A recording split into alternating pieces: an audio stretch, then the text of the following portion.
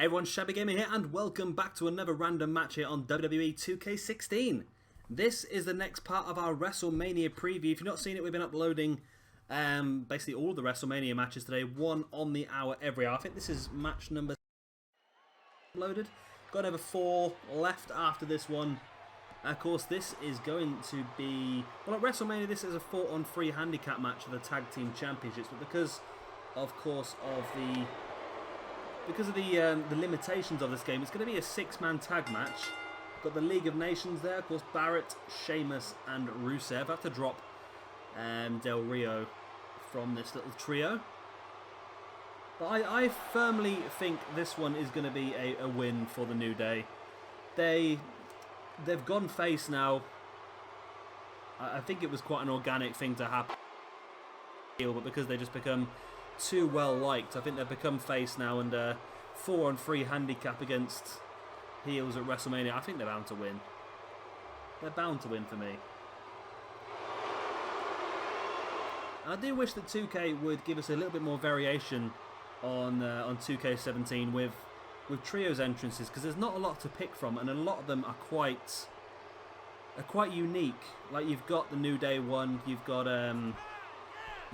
the Nation of Domination, you've got the Wyatt family, you've got this one, which is Evolution, which this one, the Evolution one, is the plainest one out of the lot. So it's difficult really to really get something that looks right, because this looks fine right now until Sheamus gets up on the top turnbuckle and starts doing the Randy Orton taunt, like so.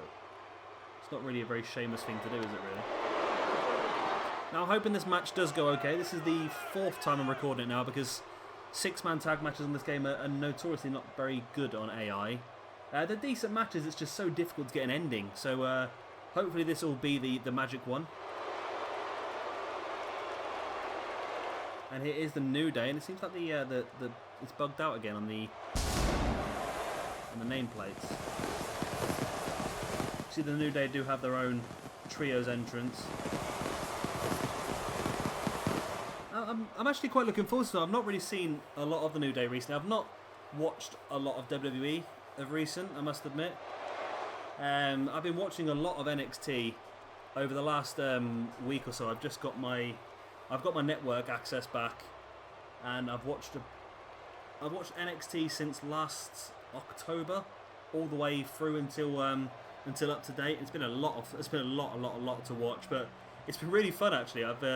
It's really good just to blitz through loads and loads and loads like that, and it's good now because I'm all completely up to date looking into the NXT Takeover event, which obviously for you guys watching this video would have happened a couple of days ago, but I'm recording this on the Easter weekend, so I'm sat here now so excited for NXT Takeover and WrestleMania as well. By now, of course, you guys would have seen the Nakamura debut, Austin Aries debut. Yeah. I'm just so excited for them. It's Xavier Woods and Bad News Barrett starting things off, and Bad News Barrett's chest has been lit up already from Xavier Woods' chops. And Woods is in firm control of this. Now, like I said, I firmly believe that at WrestleMania, New Day will go over. I think they will pick up the victory, but on this game, 2K, I'm sort of leaning towards 2K giving this one to the League of Nations. Great front slam there by Bad News Barrett. Yeah, I don't think League of Nations will win this one, because it just, for me, they're not a real sort of stable, and if they do win, which two of them will take the championships? And with Bad News Barrett very heavily rumoured to be retiring shortly after WrestleMania, it doesn't seem likely for me that will happen. I think it was just a case of getting the New Day a match at WrestleMania, and also getting these 4 guys in the WrestleMania card as well. I think that was the main reason of this match being put together. Great drop kick there by Xavier Woods. And he does come across and makes the tag into the powerhouse of the New Day, of course, Biggie Langston. Now, don't forget, we do still have another 4 matches coming up for you after this one. Of course, we have the Women's Championship triple threat between Charlotte Flair and Becky Lynch. We have Brock Lesnar versus Dean Ambrose in a street fight. And we have The Undertaker taking Shayna Mack in a Hell in a Cell. And of course, Triple H versus Roman Reigns will be the last match in the for the WWE World Heavyweight Championship, and we're uploading one match on the hour every hour leading up to WrestleMania. I think the last match will probably be uploaded around about 11 o'clock in the UK, which will give you 12 o'clock maybe, which will give you about an hour and a half to get ready, because I think the pre-show starts at about 12, I think, in the UK. It starts at midnight in the UK, and then the actual show starts at 1. I think so. I should really check this out, because I don't want to end up missing it. Because we've got 11 matches on the WrestleMania card. That's a lot. I have heard rumours that WrestleMania is going to be a 4-hour pay-per-view this year, which is going to be very difficult for us guys in the UK, because it already starts at 1 o'clock in the morning. Well, the actual show starts at 1 o'clock. I think the pre-show will probably be about 12. And if it's a 4-hour pay-per-view, we're looking at 5 o'clock finish in the UK. That's when I've got the Monday off work, isn't it, really?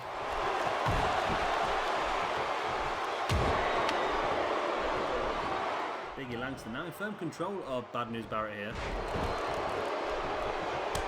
And tags in Rusev. I think if there is a roster split after WrestleMania, which is something that's been heavily rumoured at the moment, and I really do hope it happens, I think guys like Rusev are the ones that are really getting an advantage from that, because at the moment, with one championship, obviously the same storylines are transferring between Raw and SmackDown, there's only a certain amount of people that WWE can have in the limelight at once. With having two separate shows, a Raw and a SmackDown, both for their own championships, both for their own stars, then that will really allow a lot of other people to get an opportunity. And I think that would be a good thing for everyone, really. I think it would be great for us watching, because at the moment I think it's clear to see that not a lot of people are really invested in the Triple H versus Roman Reigns storyline. Not a lot of people are that bothered about it. And at the moment, that's obviously dominating both Raw and SmackDown. For those people that aren't really bothered about that storyline, it's really becoming boring on both shows. If it is a roster split and that was the storyline on Raw, then something completely different could be happening on SmackDown, and that would be something fresh for everyone else to watch. If you're not interested in storylines on Raw, then you can watch SmackDown and vice versa. So I think it's a good thing for everyone. Plus, it would reduce the amount of wrestling these guys are doing, and that should hopefully reduce the risk of injury for them as well, because at the moment the injuries over the past year have been a bit of a joke. And I think that's because they've got house shows all the time. They've got the live shows and house shows every night, and I think everyone's bodies are just taking such a beating that they're really struggling to wrestle as much, and it is causing a lot of injuries. Don't get me wrong, a few of the injuries are just freak. Like I think Luke Harper got a bad injury last week in a dark match after Raw when he fell off the apron and twisted his knee funny. I think that was quite a bad injury. Rusev with that big front slam. Now, one of the problems is with this match type that really that makes it difficult to win the matches, because when you do get a pinfall, the team coming in to break the pinfall always seems to be set at a much higher speed than the team that are looking to defend the pinfall. So that's one of the main reasons why this sort of match type can be very, very difficult. Great belly-to-belly suplex there by Sheamus. I've got a bit mad. I can't seem to remember what the words are I'm looking for. Sheamus with the first pin of the match. Going for a 1 count on Biggie Langston.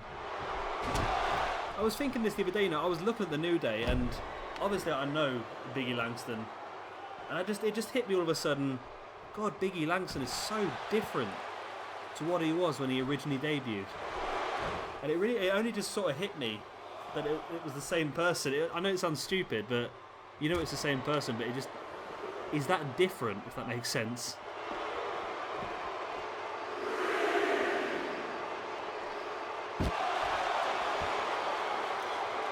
Referee counting these two out. Now Sheamus catching the fall-away slam on Biggie Langston on the outside. Now Sheamus throwing Biggie back into the ring. Obviously they can't win the Tag Team Championships by count out.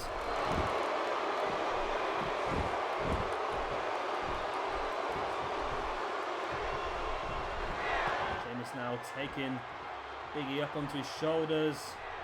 There's the white noise right in his own corner as well. Best place for it.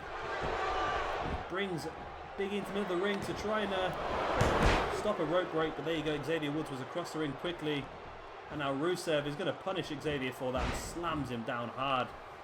Middle of the ring. And there's a bro kick out as well by Sheamus. In for the pin he goes. 1, 2. Oh. Xavier Woods was out of it with Rusev, but Kofi Kingston was still in quickly enough to break up the pin. And Sheamus almost won the Tag Team Championships there for the League of Nations.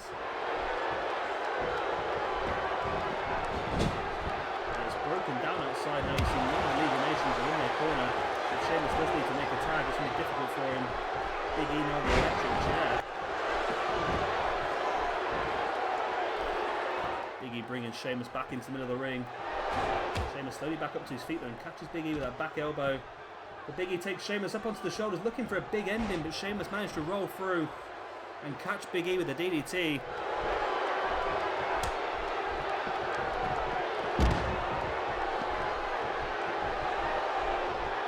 Barrett now catches Big E and takes him up. Sit out powerbomb. You see Kofi Kingston is down somewhere. There he is. He's just making his way back up onto the apron now. And the damage done to the guys that aren't even legal men at the moment is quite immense. And I think that's the way that these guys have to win the match. You have to take both your opponents out of it and rely on your guy in the ring to get the pinfall victory. That's the best way I've found to win these matches. That's what happened in the women's 6-man tag we did earlier. I'm not going to say who won that one, but basically somebody went for a pin, both teams came in, got into a fight, went outside, and then the other person got up, hit their finisher maneuver on the original person who was going for the pin and got the win. So that's the best way of sort of winning this. And Big E Langston making the tag there to Kofi Kingston.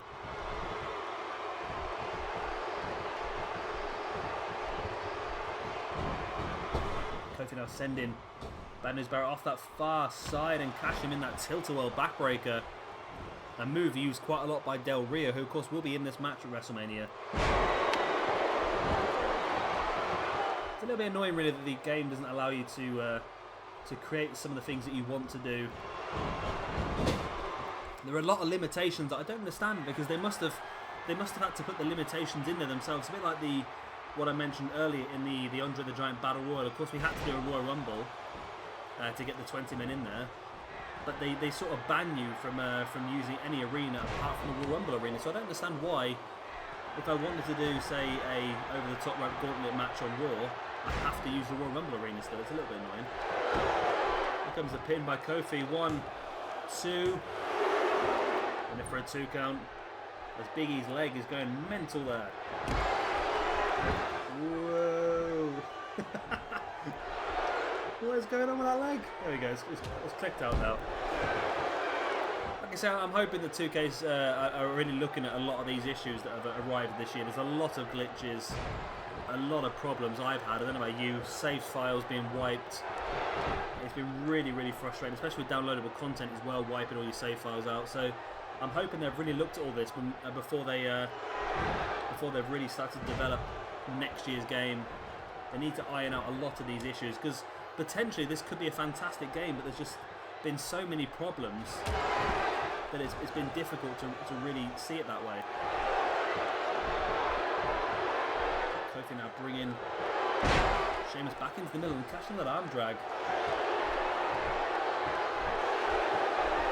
And Kofi now looks to be lining Sheamus up. Now, this is a situation where I'd like the coding to say that Big E and Xavier should come in the ring now straight away and take the other two guys off the apron. I think that's what they used to do in the last year's game. We go Kofi now going for the pin. 1, 2. Oh, it's only a 2 count. Both teams didn't seem to need to come in and break that one up though. Sheamus now power slam on Kofi Kingston. Takes him down hard. Brings him back up to his feet. Up onto the shoulders, looking for a white noise. There it is. Dead center of the ring, Kofi lands. In for the pin goes Sheamus. 1, 2. Oh, it's only enough for a 2 count, but for the first time I've seen in 4 attempts of recording this match, the actual defending team, League of Nations, got in quickly enough to block off both members of the opposing team. Everyone now out of position. I'm surprised Kofi Kingston managed to kick out of that, actually. Kofi with a quick roll up. 1, 2. Sheamus reverses. 1, 2. Kofi reverses. Do you remember last year's game we got stuck in these little combinations for God knows how long? And almost a victory again there for League of Nations.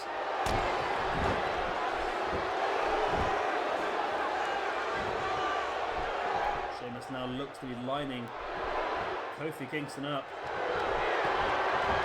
He's got him. Takes him up. Looks like he's going to be going for a Celtic Cross powerbomb. There it is. Brings Kofi away from the ropes. Rusev is in. He's done it. Rusev managed to block off Xavier Woods and Big E Langston. Bad news, Barrett was far too slow. And League of Nations have just won the Tag Team Championships. Now, like I say, I can't see this being the way it happens this evening at WrestleMania. I firmly believe the New Day will come out of this one on top. But it's interesting to see what the game thinks is going to happen. And I'm so glad to actually record a match now on this one that's been less than 40 minutes. And it was quite a few false finishes. It could have finished quite a few times. Obviously, it was a Celtic Cross that finally did it by Sheamus on Kofi Kingston. And Rusev managed to get across the ring quickly enough to block off both of the opponents. That was the first Celtic Cross on Big E Langston. And you see Xavier was just too quickly across the ring. Now, one thing I have noticed as I've been going through this game is that it always seems to be Xavier. He's always the quickest one to get across the ring and break that pin. I don't know if it's something to do with your speed stats, something like that. And here we see Sheamus taking Woods up, or taking Kofi Kingston up, should I say, into that Celtic Cross. Dragged him into the middle of the ring, and I thought at this point, I was convinced that Xavier and Big E Langston were going to make it across. And you see Rusev in quickly, shoulder block to Big E Langston, then just grabbing Xavier and throwing him away. And there we go. League of Nations is what WWE 2K16 believes is going to win the Tag Team Championships this evening. And that is only with 3 guys. What are they going to be like when they've got 4 guys on their side? It's going to be interesting to see. So that is going to be the end of this video. I hope you have enjoyed it. Of course, if you have, then be helpful and hit that like button. It does help me out a lot. And of course, subscribe if you're enjoying these and you want to see a lot more. We'll see you again in about 40 minutes time for the women's triple threat match. Charlotte versus Sasha Banks versus Becky Lynch. That, for me, is one of the matches I'm looking forward to the most on WrestleMania this evening. And yeah, I think if they give enough time, it's going to be a fantastic match. But yeah, hopefully I'll see you then again in about 40 minutes time.